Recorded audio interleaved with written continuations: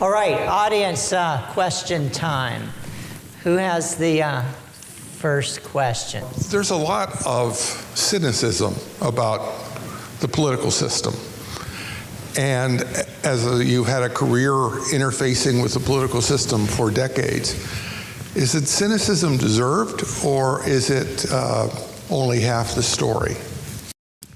Every legislator that I've ever met, federal or state, that came in was idealistic, and they were going to help this, and they were going to get this done, and we were going to come together, and it was going to be bipartisan. And once they get into the system, there's a rut, and they can't get out of it. They're going to be effective in their own party. And so they're a victim of circumstances, and it becomes a way of life. It's like Sam Rayburn, when he was speaker in the 40s, 50s, and part of the 60s, he was a Democrat, and he would bring in every freshman Democrat. He'd sit them down, and among the things he would say to them is, now, you're going to have dinner with the freshmen and the sophomores, and you're going to be dissatisfied and upset with the way things are going and who's controlling the Congress. And he said, you'll even have a discussion or two about putting together more and more people and trying to overthrow it. And he said, the thing you're going to hate the worst is seniority. He said, but I'm going to give you some advice. Don't try it. And I give you a promise. The longer you're here, the better you're going to like it. And that's exactly the way it works.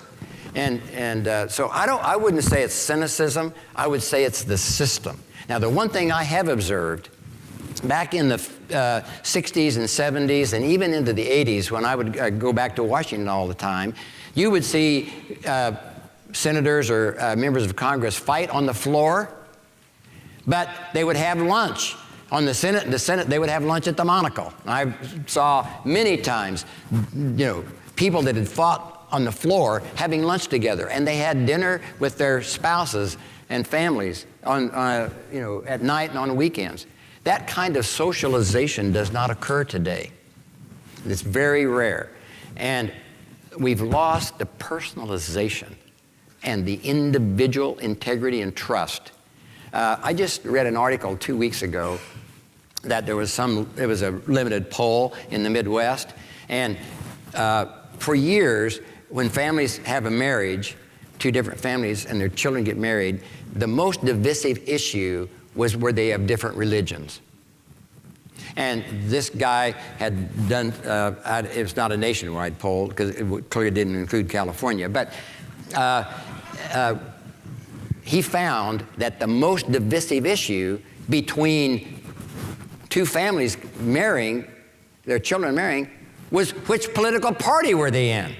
Well, if political party takes over for fundamental beliefs like religion, it tells you we have now misplaced politics in the scheme of life.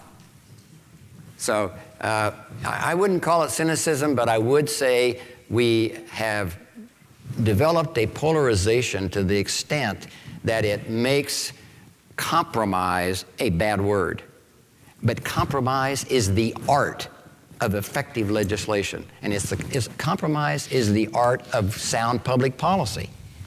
And we have too much, the Republicans were so angry that the Democrats passed the ACA and the Reconciliation Act in 2010 with no Republican votes.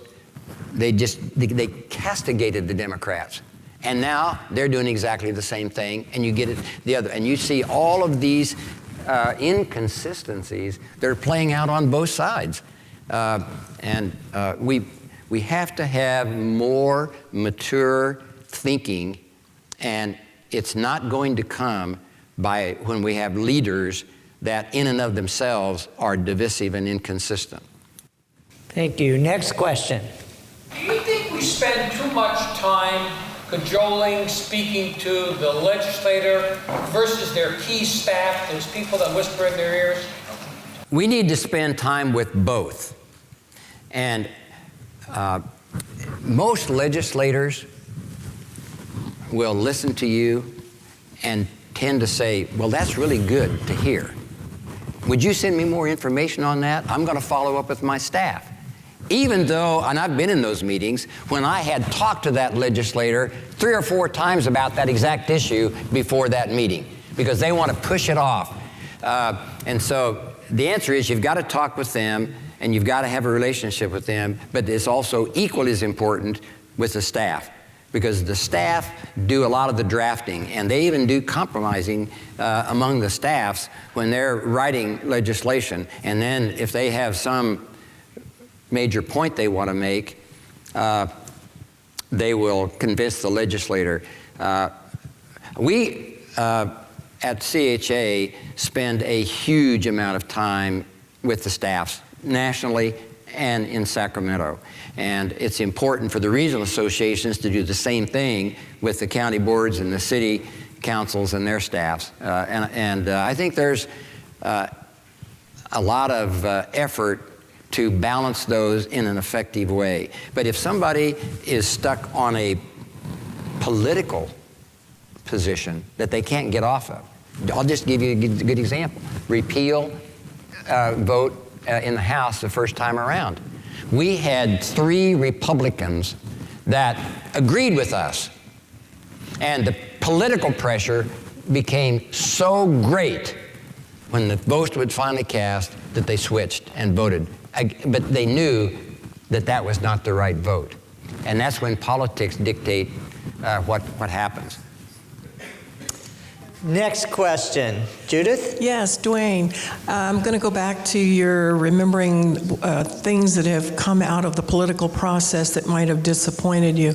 And the key thing that popped in my head was the Mental Health Services Act and the direction that you co-chaired to lead up to that, and what a great disappointment at the end of the day it turned out to be for hospitals. You might comment on that? Which act?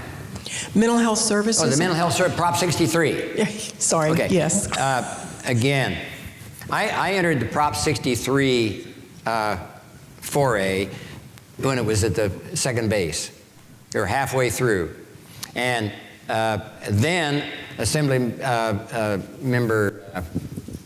Senator Darrell Steinberg asked me to come in and take it over and chair it. I did. And I found out that there was vague language in there related to facilities development and education of workforce. It was supposed to be administered by the counties. Well, I really was not supportive of it being administered by the counties, but agreed to it, and with all the stakeholders, every one of them, including all of those people connected to mental health, we agreed that there would be an allocation of funds with implementing legislation to go to construction of some psychiatric facilities and workforce development. After it passed, and we were instrumental in helping getting it passed, not only financially, but also with a lot of leadership from hospitals, and the hospitals particularly that operated mental health units or freestanding mental health hospitals. And once it was passed, they moved 180 degrees and then said, no, this is not intended for hospitals. It's not intended to train more social workers or psychiatrists. And the disappointment was that commitments made at the midpoint of that campaign were not carried forward after it was passed. And bottom line is, we accepted people's word, and that was a mistake.